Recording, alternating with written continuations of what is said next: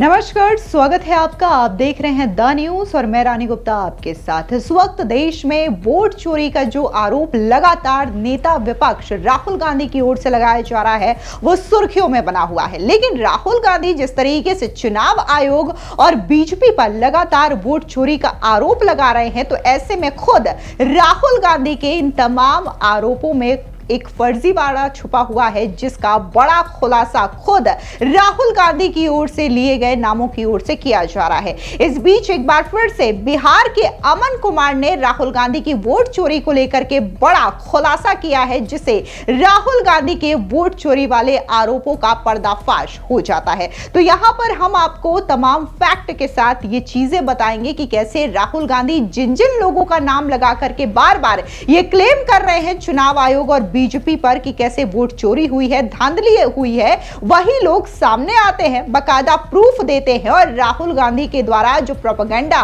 जो एजेंडा चलाया जा रहा है, उसे ध्वस्त कर देते हैं। तो आपको बता दें कि राहुल गांधी इस वक्त बिहार पहुंचे हैं, जहां पर वो वोट अधिकार यात्रा कर रहे हैं। इस बीच वो एक शख्स से मिले, अमन कुमार उसका नाम है, और उन्होंने बकायदा ये बताया राहुल गांधी और तेजस्वी यादव को कि कैसे एसआईआर के जरिए उनका नाम वोटर लिस्ट से हटा दिया गया। लेकिन अब यही अमन कुमार सामने आते हैं और ये कहते हैं कि मुझसे गलती हो गई थी, मैंने ठीक से ये चीजें चेक नहीं की थी और अब मेरा नाम वोटर लिस्ट में जस का तस है। यानी कि एक बार फिर से राहुल गांधी का जो आरोप है वोट चोरी का, वो पूरी तरीके से यहां पर झूठा साबित हो गया। दरअसल आपको बता दें कि पिछले दिनों राहुल गांधी की ओर से एक प्रेस कॉन्फ्रेंस का आयोजन किया गया था, जहां पर राहुल गांधी जो है वो एक प्रेजेंटेशन देते हैं और यहां पर तमाम जो लिस्ट होती है चुनाव आयोग की, वो यहां पर दिखाते हैं और बताते हैं कि कैसे एक ही नाम के कई सारे शख्स हैं जो अलग अलग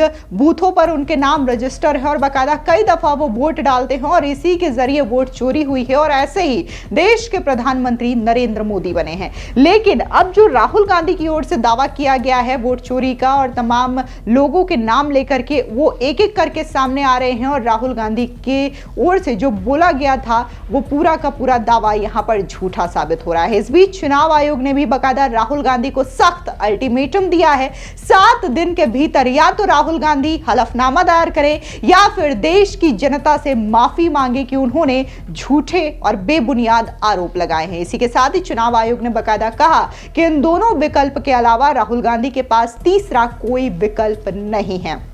यानी कि यहां पर चुनाव आयोग ने यह क्लियर कर दिया है कि राहुल गांधी जो है वो हलफनामा नहीं दे रहे हैं और वो जो है आरोप जिस तरीके का लगा रहे हैं वो कहीं ना कहीं झूठा आरोप है। आपको बता दें कि पिछले दिनों राहुल गांधी की वोट अधिकार यात्रा में अमन कुमार का यह शख्स बिहार का रहने वाला है, जो कि आता है और ये क्लेम करते हैं कि हमारे जैसे गरीब और अशिक्षित लोगों का नाम वोटर लिस्ट से काटा जा रहा है। ये राहुल गांधी के सामने दावा करते हैं और तब राहुल गांधी कहते हैं कि देखा कैसे बिहार में एसआईआर करवाया जा रहा है और इसके जरिए तमाम लोगों के नाम वोटर लिस्ट से हटाए जा रहे हैं। अब ये अमन कुमार जो है वो सामने आते हैं, बकायदा इन्होंने खुद एक वीडियो जारी किया है जिसमें ये वोटर लिस्ट लेकर के नजर आ रहे हैं। इसके हाथ में आप ये देख सकते हैं वोटर लिस्ट, जहां पर ये कह रहे हैं कि कैसे चौथे नंबर पर इनका नाम मेंशन किया गया है। यानी कि जो ताजा वोटर लिस्ट जारी किया गया है नया, उसमें इनका नाम है और इन्होंने साफ कहा है कि मेरा नाम वोटर लिस्ट में जुड़ा हुआ है, मुझे कोई आपत्ति नहीं है। जानकारी के अभाव के कारण मैंने ये चीजें देखी नहीं थी और मैंने ये बात राहुल गांधी के सामने कह दी थी, जो कि पूरी तरीके से गलत है। मेरा नाम वोटर लिस्ट में मौजूद है। यानी कि ये जो दावा किया जा रहा था कि इनका नाम काटा जा चुका है, तो ये फैक्ट चेक है कि इनका नाम काटा नहीं गया है, बल्कि वोटर लिस्ट में इनका नाम मौजूद है। ये एक नहीं बल्कि कई सारे एग्जाम्पल सामने आए हैं, फिर चाहे वो मिंटा देवी हो, रंजू देवी हो या फिर आदित्य श्रीवास्तव हो, कई सारे नाम ऐसे सामने आए थे जिसको लेकर के राहुल गांधी ने क्लेम किया और ये तमाम लोग सामने आए मीडिया के और इन्होंने राहुल गांधी के जो फैलाए गए दावे थे थे उसे पूरी तरीके से बेबुनियाद करार दिया है और इसका पर्दाफाश करते हुए झूठ बताया है। अगर हम दूसरे एग्जाम्पल की बात करें तो ये जो नाम है वो रंजू देवी का है और रंजू देवी भी बकायदा राहुल गांधी के वोट अधिकार यात्रा में शामिल हुई थी, जहां पर ये राहुल गांधी से कहती हैं कि हमारे परिवार से 6 लोगों का नाम काट दिया गया है। पहले हमारा नाम वोटर लिस्ट में था, लेकिन अब एसआईआर के बाद ये नाम हटा दिया गया है। लेकिन जब सच्चाई सामने आती है, यानी कि ये जो रंजू देवी की ओर से क्लेम किया जाता है, जब इसका फैक्ट चेक होता है तो ये बोलती है कि मुखिया ने झूठा बयान देने के लिए कहा था, लेकिन अभी जो नया वोटर लिस्ट सामने आया है, यानी कि जो एसआईआर के बाद ड्राफ्ट वोटर लिस्ट जारी किया गया है, उसमें हमारा नाम है। यानी कि ये जो पहले आरोप लगा रही थी कि 6 लोगों का नाम काट दिया गया है फैमिली से वोटर लिस्ट में, लेकिन अब जो ताजा ड्राफ्ट लिस्ट जारी किया गया है उसमें इनका भी नाम है और इनके फैमिली के बाकी लोगों का नाम भी है। यानी कि ये जो दूसरा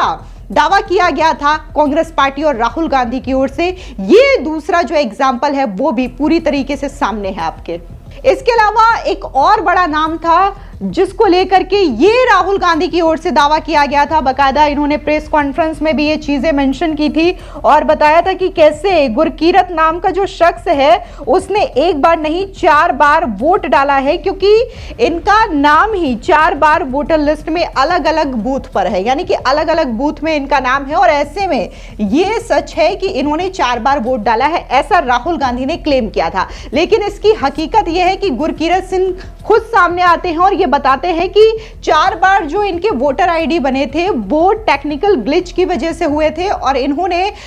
एक वोटर आईडी अपने पास रखी, बाकी 3 वोटर आईडी को रिजेक्ट करने के लिए इन्होंने चुनाव आयोग की वेबसाइट पर एक एप्लीकेशन डाला और इन्होंने वोट सिर्फ एक बार किया। यानी कि ये जो गुरकीरत है ये खुद सामने आकर के बता रहे हैं कि जो राहुल गांधी की ओर से क्लेम किया जा रहा था 4 बार वोट देने का या फिर 4 वोटर आईडी का, वो पूरी तरीके से गलत है। यानी कि एक तीसरा एग्जाम्पल जो कि ये बताता है कि कैसे राहुल गांधी बकायदा झूठ फैला रहे हैं वोट चोरी के मामले में। इसके अलावा राहुल गांधी ने एक और एग्जाम्पल दिखाया था वोट चोरी वाला और ये बताया था कि कैसे आदित्य श्रीवास्तव नाम के एक वोटर हैं जो कि फर्जी वोटर हैं, क्योंकि इनके नाम से अलग अलग शहर में कई सारे वोटर लिस्ट हैं और ये बकायदा अलग अलग शहरों से वोट करते हैं। लेकिन आदित्य श्रीवास्तव खुद सामने आते हैं और ये बताते हैं कि वो नौकरी की वजह से एक शहर से दूसरे शहर जाते थे, फिर चाहे वो लखनऊ हो या फिर मुंबई हो या फिर बेंगलुरु हो। लेकिन ये जब अलग अलग शहर में जाते थे तो पुराने वाले शहर से वोटर लिस्ट में जो उनका नाम होता था वहां से वो हटवा के अपडेट करवा देते थे और ये पूरी जो प्रक्रिया थी वो एक लीगल प्रक्रिया थी और ऐसे में ये सिर्फ एक बार ही वोट करते थे, जहां पर रहते थे वहीं के बूथ पर जाकर के वोट करते थे। इसके अलावा मिंता देवी, जिसको लेकर के एक बड़ा प्रोपेगेंडा चला गया था, बकायदा इनको लेकर के संसद परिषद में भी प्रोटेस्ट किया गया था, जहां पर प्रियंका गांधी वाड्रा और कई सारे बड़े इंडिया अलायंस के नेता थे, जहां पर इन्होंने बकायदा टी-शर्ट पहनी थी मिंटा देवी की और ये कहा जा रहा था कि कैसे इनकी एज 124 साल दिखाई दे रही है और ये पूरी तरीके से कहीं ना कहीं घोटाला हुआ है वोटर लिस्ट में। जिसके बाद मिंता देवी खुद सामने आती हैं और ये कहती हैं कि ये ऑनलाइन जो एप्लीकेशन दिया गया था उसमें टेक्निकल खामी हुई थी, जिसकी वजह से उनकी एज को 124 साल दिखाया गया था, लेकिन ये असल इंसान है और इसमें कोई गड़बड़ी नहीं है। यानी कि मिंता देवी भी खुद सामने आकर के राहुल गांधी और कांग्रेस के जो दावे किए जा रहे थे उसको झूठा करार देती है। इसके अलावा पिछले दिनों सोशल मीडिया पर एक और वोटर लिस्ट सामने आई थी जिसमें यह दावा किया जा रहा था कि एक शख्स के कैसे 40 से 50 बच्चे हो सकते हैं और उसकी एज भी, यानी कि जो पिता की एज है उससे कहीं ज्यादा उनके बच्चों की एज है, ये कैसे हो सकती है। और ये जो मामला था वो स्वामी रामकमल दास वेदांती जी से जुड़ा था, जो कि वाराणसी में राम जानकी मठ के महंत हैं और यहां पर पवन खेड़ा ने भी बकायदा प्रेस कॉन्फ्रेंस के जरिए ये बातें कही थी। कहीं ना कहीं उन्होंने स्वामी रामकमल दास वेदांती जी का मजाक उड़ाते हुए कहा था कि आखिर एक इंसान के 40-50 बच्चे कैसे हो सकते हैं। लेकिन कांग्रेस या फिर उनके जो आईटी सेल होते हैं उन्होंने इसकी जांच करने की जहमत तक नहीं उठाई। लेकिन हकीकत वहां के जो पुजारी हैं, वाराणसी राम जानकी मठ के पुजारी, उन लोगों ने बताया कि हम अपने गुरु को एक पिता के तौर पर मानते हैं। गुरु शिष्य परंपरा में हम गुरु को पिता के तौर पर उनको दर्जा देते हैं और इसी वजह से जो हमारे ऑफिशियल डॉक्यूमेंट्स होते हैं, हम उन डॉक्यूमेंट्स में अपने गुरु का नाम पिता के तौर पर दर्ज करवाते हैं। ऐसे में उस मठ में जितने भी इनके शिष्य थे, 40-50 जो भी शिष्य हो, उन्होंने बकायदा अपने पिता के नाम पर यहां राम कमल दास वेदांती जी का नाम दर्ज करवाया था। तो ये तमाम एग्जाम्पल्स हमने आपके सामने रखे, जहां पर ये एक एक करके फैक्ट चेक किया कि कैसे राहुल गांधी अब तक जिन लोगों का नाम लेकर के दावा कर रहे थे वो खुद मीडिया के सामने आए हैं, आपके सामने आए हैं और उन्होंने ये बताया कि ये जो दावा किया जा रहा है या फिर जो प्रोपेगेंडा पूरी तरीके से चलाया जा रहा है वोट चोरी के नाम पर, वो पूरी तरीके से गलत है, भ्रामक है। और ये लोग सामने आकर के राहुल गांधी के पूरे वोट चोरी वाले जो एक जाल बनाया गया है उसको पूरी तरीके से बेनकाब करने का काम कर रहे हैं। फिलहाल इस पूरी खबर पर आपकी क्या राय है, कमेंट सेक्शन में जरूर बताएं। धन्यवाद।